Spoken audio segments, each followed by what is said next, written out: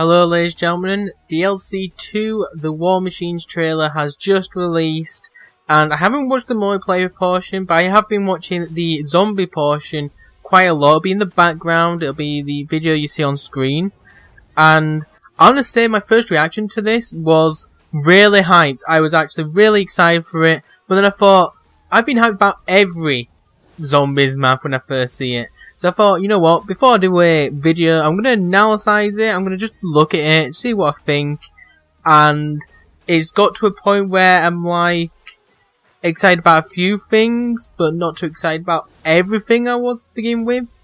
Now, there's not too much you can actually dig into the zombies section, but I want to say that it looks like the map isn't going to be too memorable. Like it's, you know, like a bland multiplayer map. Like, you know, like MW3. I can't remember the names of the maps I'm thinking in my head. I can just recognize them just because I saw that trailer. But it's just doesn't look too intriguing, let's say that much.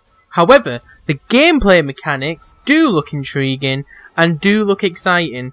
So, the actual zombie turned into a fire zombie, what's all that about? How does that work in the storyline? How does that work in general?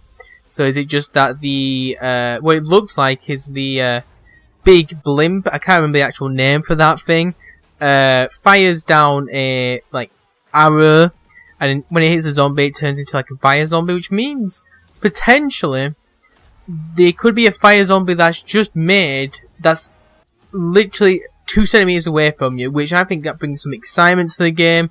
Bring something different, like the Shangri-La fire zombie, where, you know, you can see him, you know, it's not just going to spawn randomly next to you.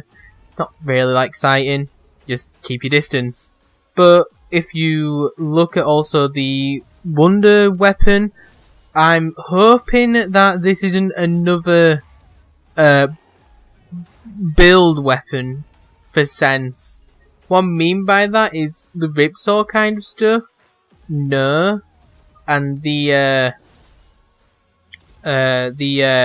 Tesla gun, I'm hoping it's not like them, maybe a bit like the bows, where you pretty much do 3 things, and then you know, get the bow, and then from there, you have like this base version, you go 4 different paths. Now you might be like, you just described the Tesla gun. I don't really want, you know, where you move with it. Like, it's hard to explain, but with the Tesla gun, you shoot things in the circle in the salt mines, and then you wait for that to travel, you know, it slows the whole progression down. Whilst with the bows, you go to one dog, then you can go to another one. You'd have to wait like 40 seconds for it to, you know, reset. So I think something like that would be perfect for it. I don't think it'll have like 4 different paths though, it'll just have one path, but I'm hoping it does change slightly. Let's say it's like the bows, you know, but except you get one arrow, and you know, you get it from somewhere, and then the dogs spawn in a random place.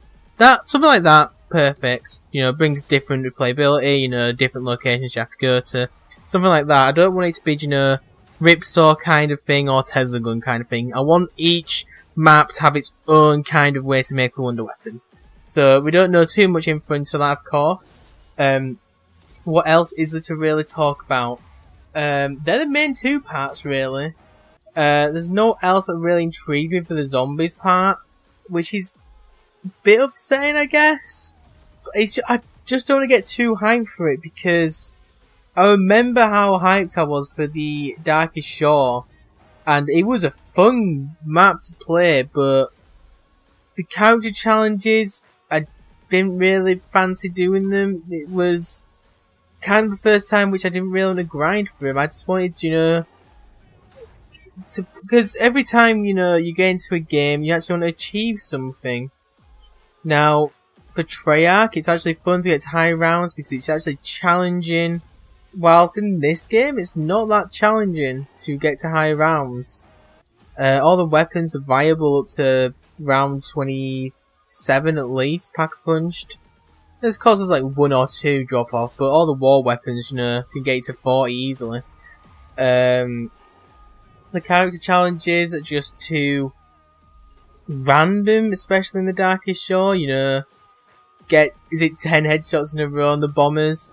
You know, it's annoying because all it takes is one person to mess up and that's it. You gotta restart. You know, you might be like, yeah, but it's only 10 headshots on bombers. It does get frustrating, especially, you know, when you're doing it 4 players. I'm hoping that we do get some calling card challenges, some camo challenges. But of course, there isn't too much to dive into this trailer. There you know what you all think. I've been Newbie. See you all next time.